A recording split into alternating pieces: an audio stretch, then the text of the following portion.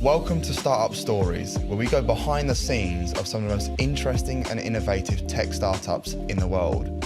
Each episode will bring you in-depth interviews with entrepreneurs and business leaders sharing their personal stories on success, failure, and everything in between. So whether you're an entrepreneur yourself or someone that's just generally interested in the world of startups, then Startup Stories is the perfect place for you to gain insight and inspiration into some of the most exciting players in the game. So sit back, relax, and join us on a journey of startup stories. Hi Niklas, how are you? Excellent, thanks Jordan. Great to have you on the third episode of Startup Stories. Looking forward to learning all about your journey at Zattoo. So you've been a CEO at Zattoo for 16 years. Wow, you must have really seen it all. I've seen a lot, not quite for 16. I'm with Zattoo for more than 16 years. I'm the CEO for 11 years. For 11 years now. Wow. Well, what I like to do is I'd like to dive straight into it and find out, not why you're in your position now, but more so how you got started in your position at Zattoo. So let's go right back to your childhood, as early as that. Take me back to your childhood. What was life like for you? Very protected, I would say. So I lived where I live again, namely in Cologne, and in a area with houses and gardens, and kids could play on the street. The school was close by, walking distance. Very narrow scope, I would say, which maybe led to a narrow-mindedness as well. But we'll talk about my further life later. So very quiet, very protected. Interesting. So when you say protected, do you mean you wasn't allowed to go out of your local town, your local village? Is that what you mean? No, not about not being allowed. I mean, I was allowed playing outside and so on, but it was, it was easy. Everything was quite easy. I mean, my mother was at home and taking care. I had warm meals twice per day. I was not taught to, some kids when they're 12, 13, they already participate in cooking meals or even washing their own clothes and so on. That until I was far an adult, I was a bit spoiled, if you will. So everything was taken care of. I could really focus on things I wanted to do or I had to do in school. And what were you like as a kid growing up? So I have one sister. She's nearly 10 years older than me. Okay. So what I did not have at home is this, as I know you had, Jordan, like brothers or sisters that were close by age-wise. So it was rather quiet. For me, when I look at my boys, they fight 10 times per day or so. I did not have that. I always had good friends, so friendships always meant a lot to me, and had them over. And I think I was quite creative. So we always built things like with Star Wars figures, but then we also built like our own rockets and so on for them. And I enjoyed that even later to be creative and do stuff. So when you started to get into sort of the late teenage years, going through schooling, your education, I assume, and stuff like that, what got you started on your career path with, is it Boston Consulting? That's where you began your professional career? Yes. So I would say as steps before, it was not very much an active decision, as rather, the next step, which was an easy choice, where you could not do much wrong. That's how I perceived it looking back. So what I was really passionate about when I was 16, 17 was filmmaking. We did music clips, short videos and stuff. I applied for, I think, only one school and they turned me down.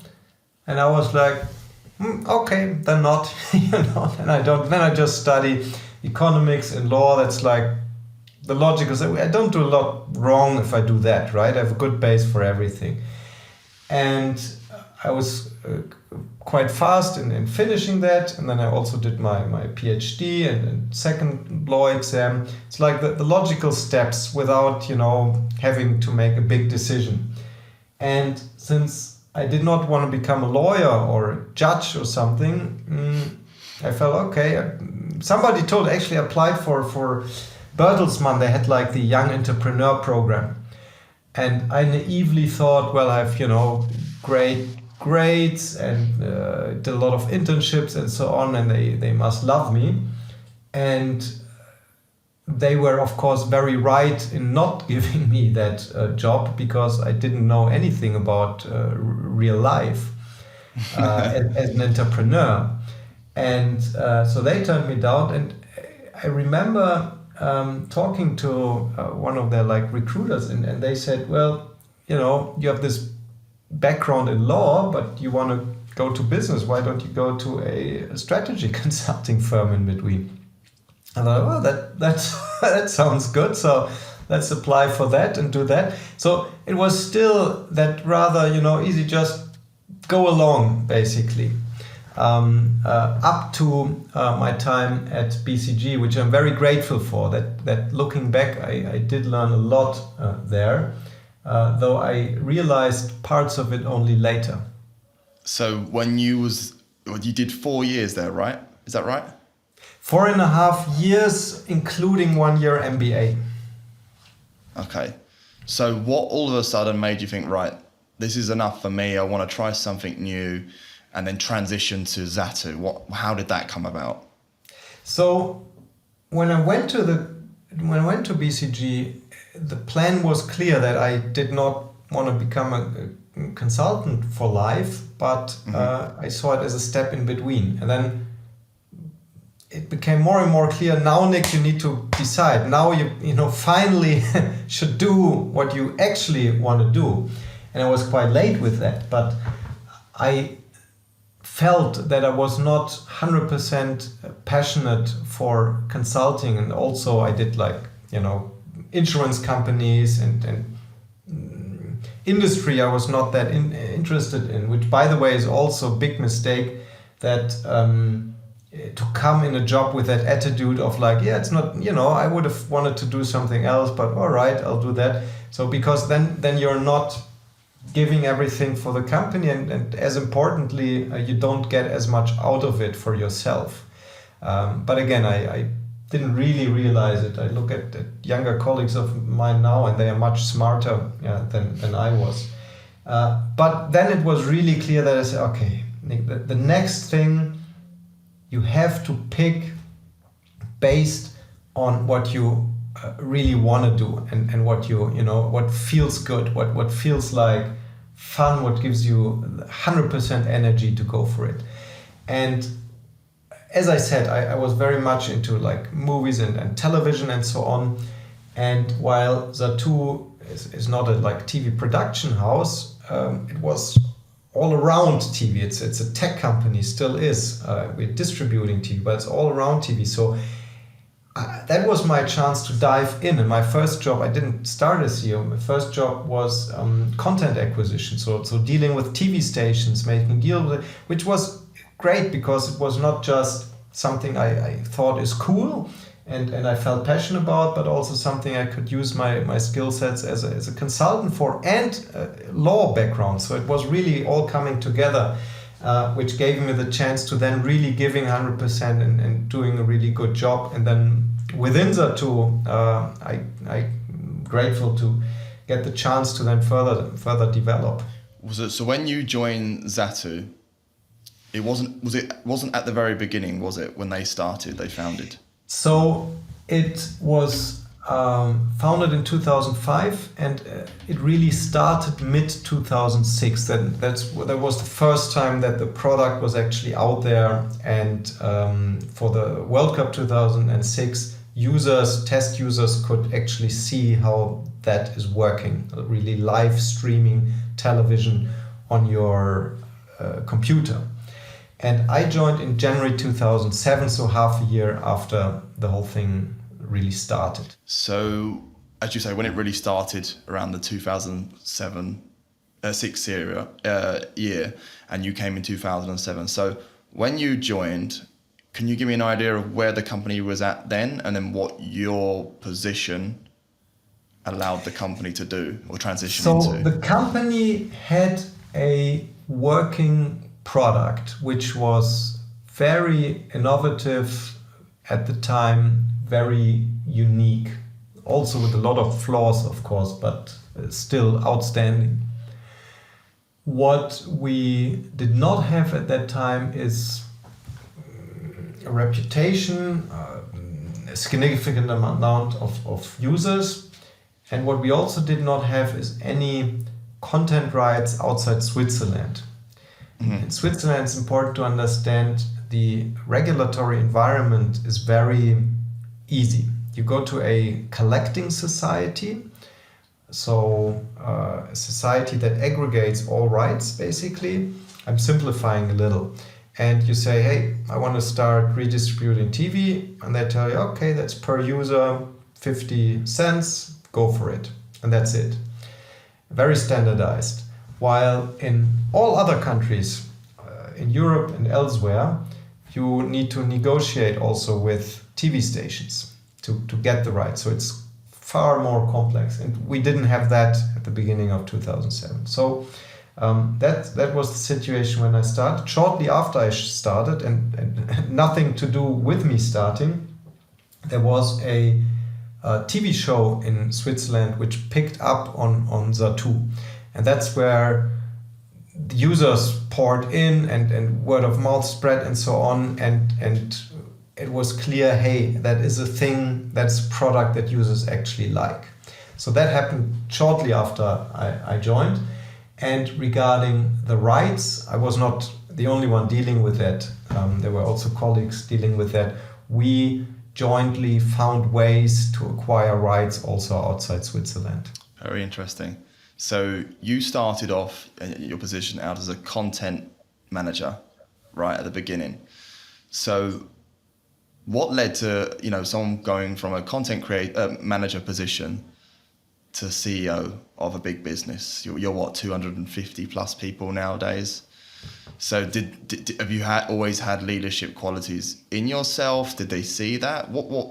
How did the transition come about? Tell me about yourself in that situation. I'll talk about the transition, and we can talk about born leader versus learn how to do it then maybe separately, because I think it's a distinctly different and big question in itself. So what happened is that in 2007, 2008, we had this yippee-yay startup phase. So the founders did a great job also getting investors on board. We had a lot of money. We dreamt huge. The business plan was insane.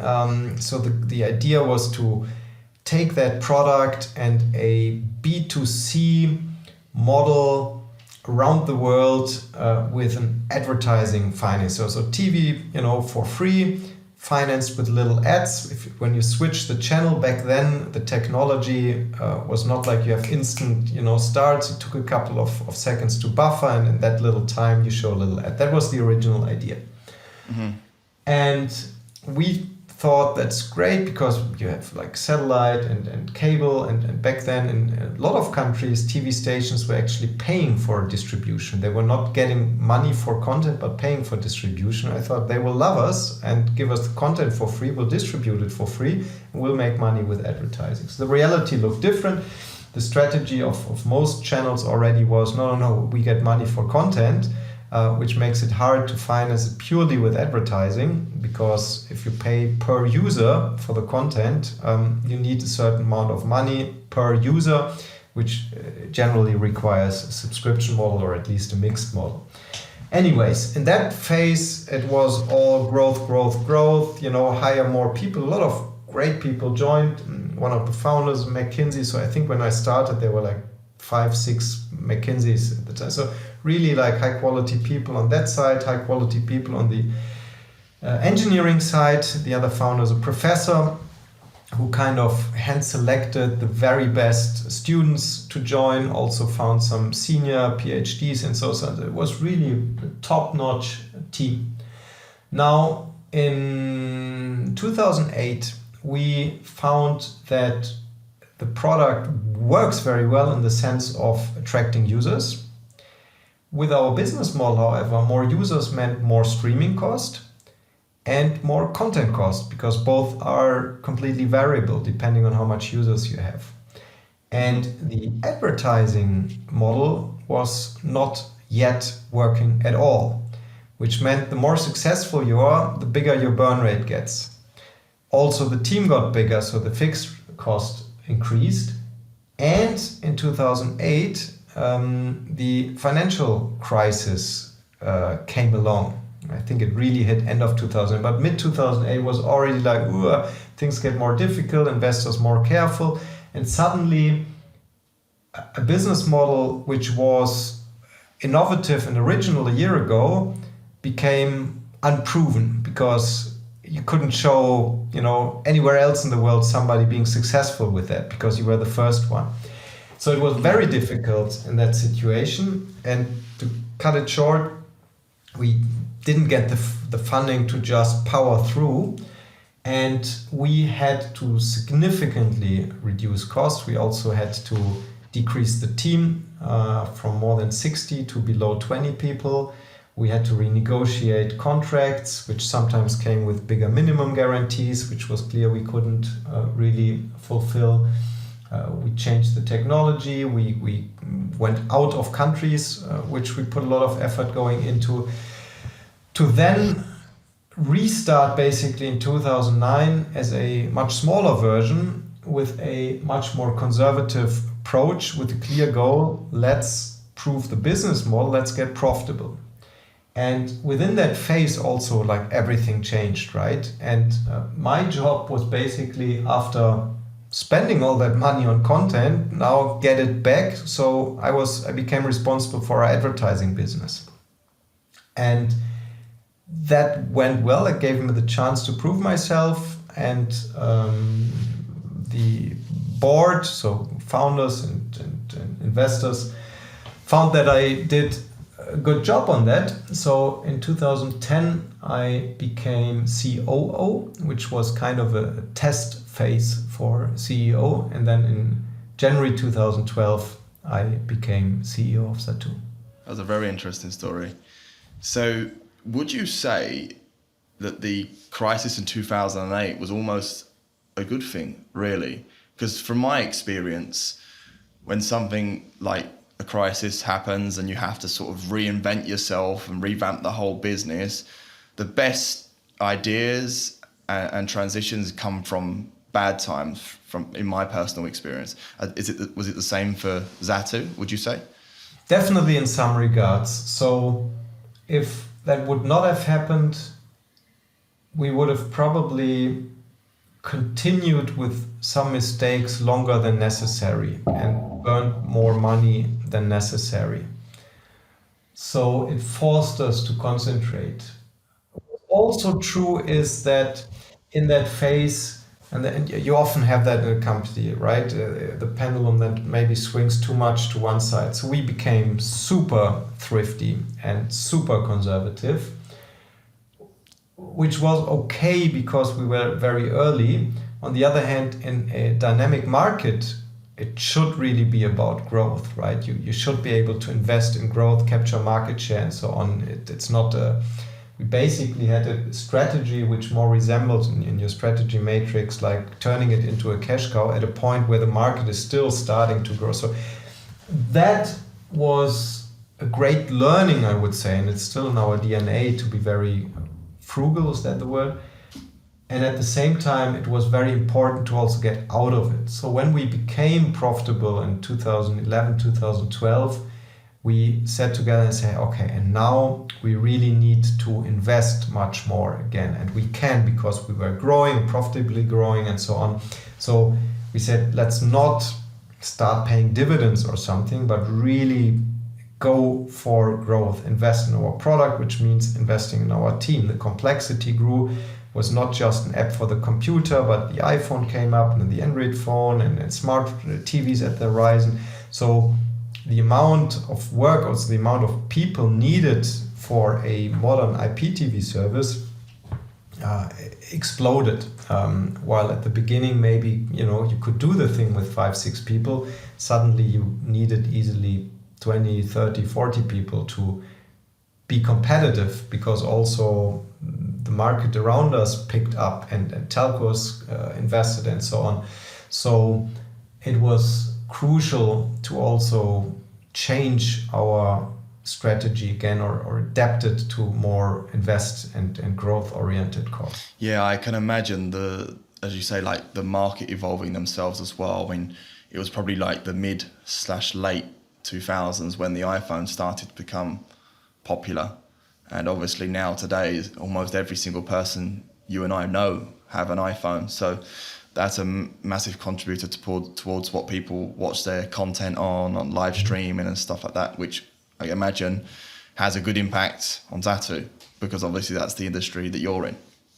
So it was both. It had an impact on the opportunities to make money, because it became clearer and clearer that our product is not just an add-on to your cable subscription. So you have TV at home, and then maybe on your computer in your office you watch the tennis match or something like that.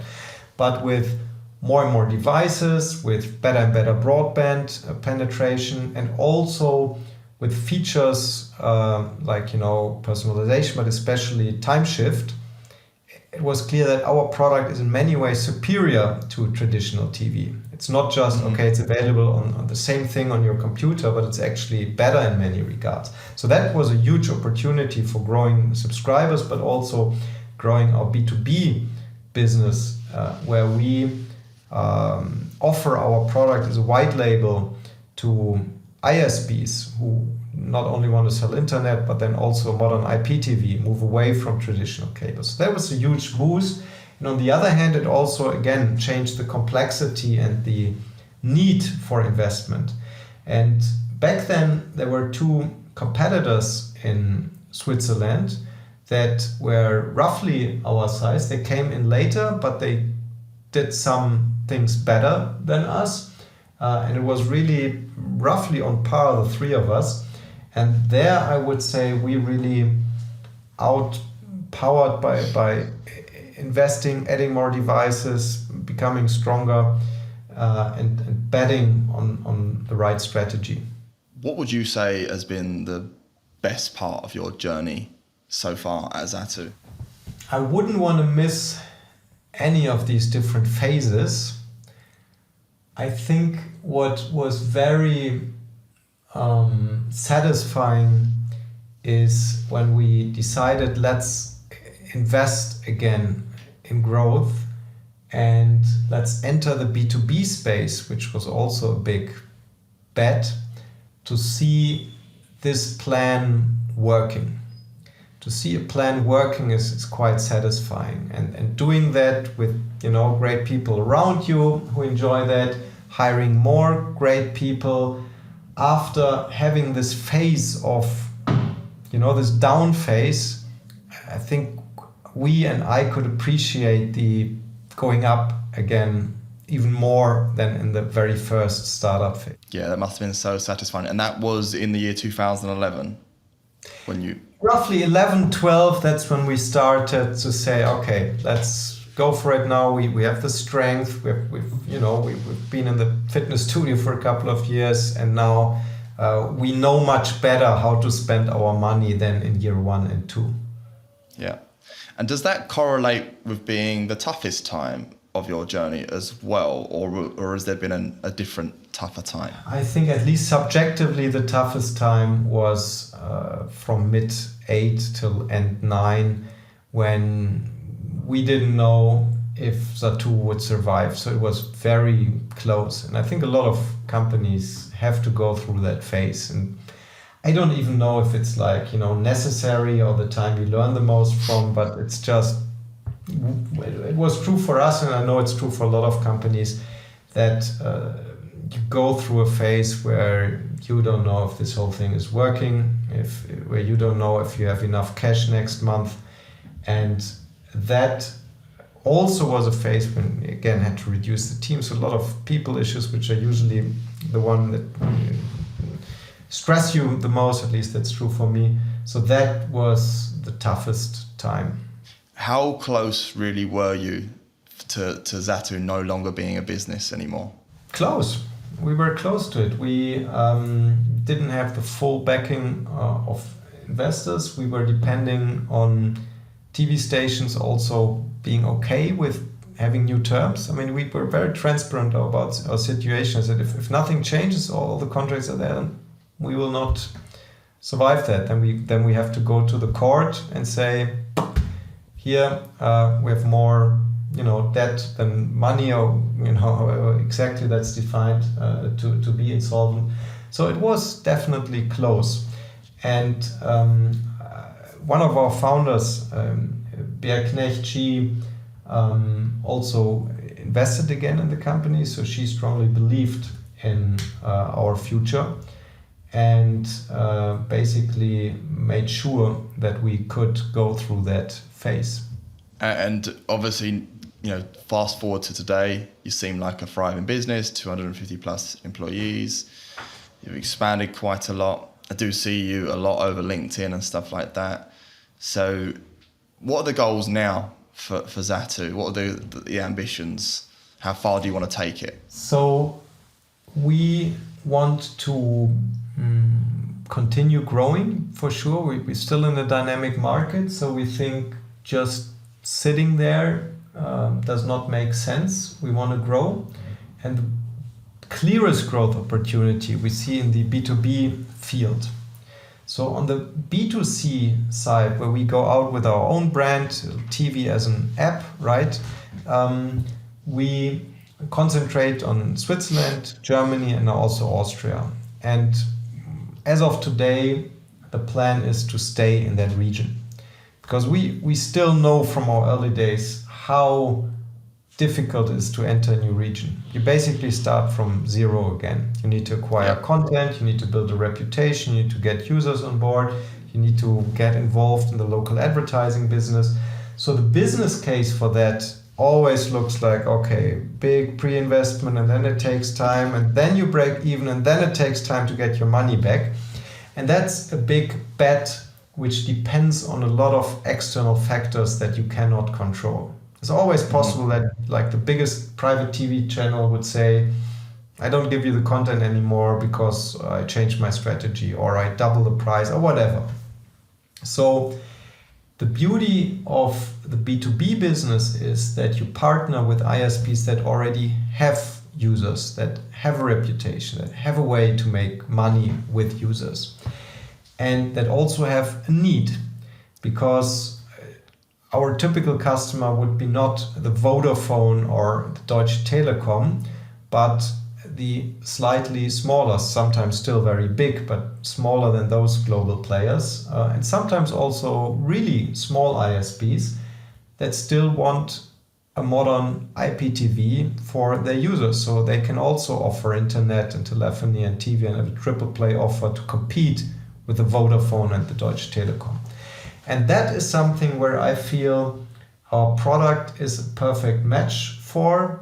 Also the way we've built our platform, that we can actually serve external customers as a service, give TV as a service to them. And that is very powerful. And that market, on the one hand, is very competitive as well. There are a lot of players out there that want to do that, or already do that, or claim to do that. And when you look at some of them are listed on how they are doing, a lot of them are not doing very well. So they are neither growing nor profitable. So it's hard to really build a good solution and make money with it. And we are in a position where we have both. We have customers, we have profitable business. So I think we have a very strong base to export that outside the DACH area. Most of our customers are still in the DACH area. But as I said, in that case, going to another country is not a big difference to having another customer in your core area. So that is the clearest growth opportunity. And then there are other plans also for our direct-to-consumer business or B2C business. We have plans to grow and great ideas, and colleagues are working on some things. But I would say that's the clearest, hopefully easiest to grab plan that we have. And from a more personal point of view, you know, you've been at the business for a very long time. It takes quite a lot of passion to stick at something for so long. So I'm really intrigued, Niklas, what gets you out of bed in the morning? Why are you still so passionate about what you do at Zattoo and continue to strive the way you do? So first, I'm really in the industry I always wanted to be, so I feel very much at home. And to start maybe with, basically give an example for why your question is a very good question. Of course, a lot of things repeat themselves, right? The other day I sat on a panel and I got the question and I kind of got in auto mode to answer it. And while I was answering, I thought to myself, oh, I'm boring myself with that answer that I gave 10 times already, right? And that happens. So while, again, it's a very competitive market, a lot of challenges, so there's always enough like forcing you to also react and do something. Sometimes you also need to artificially put something in. So we have a very experienced but also long tenure management team. A lot of them are with us for 10 years and more. So we have a very good chemistry, we know each other blindly, and there has a lot of advantages. And on the other side, of course, it's important to get these external impulses, right? Like to artificially create situations where we challenge ourselves. Now, for instance, we have a new colleague who started as Zattoo's chief product and tech officer. And it's fantastic to see the new ideas, the new perspectives, things that we've like circling around, always the same. And suddenly it's completely different view and completely different discussion. So you need these external impulses. And I also see that it cannot come, out of me sometimes. So I need some external to challenge us. Excellent. And what would you say throughout your whole experience then at Zattoo has been the most important lessons that you've learned? I mean, there's a couple of like strategic lessons on the market, on the environment, how you do things and so on. And there are also personal lessons. And I think you want to go deeper on the latter. So one thing, and I've actually talked about it just a few days ago in a leadership training that we had at Zattoo, which I participated in as a mentor. The change from being an individual contributor to really leading a team. And I give you a concrete anecdote and then the conclusion. We wanted to, as a management, to pitch an idea to the board and to investors, to our shareholders. And I said, okay, that's my responsibility. I'll do a draft and then we as management can discuss. So I spent a lot of time and energy and brain and heart on this presentation until it was at a point where I thought that's a fantastic presentation, right? So I brought it to the manager, said, look at my presentation. And of course, a part of me was like hoping for, yeah, great. And the feedback was brutal. It was on every page, there was a comment like, yeah, that message doesn't really come across and I would rather do this. And that's not a story, it's boring, and whatever you could think of. And the crocodile brain, that part of your brain that's like 400 million years old and tells you, okay, there's somebody's attacking you. It all kinds of like the parts of your body say, oh, that's all shit, and you're unhappy with it. But I got over it. I didn't have a chance, and I reworked the presentation, and it was a much better one, much better one. So that was great to see that we have a better outcome. I was happy for now doing a much better job than I did before, and also for the team. It's much more satisfying and much better to work in that way. And I didn't lose respect from the team by not doing a great presentation in the first place, because that's not my job to be the one doing the best presentations or the best models or whatever. But my job is to make sure that in the end there's a good presentation, or we have good ideas, whether they originate from me or not. That's not my job as a CEO, right? To be the one having the idea.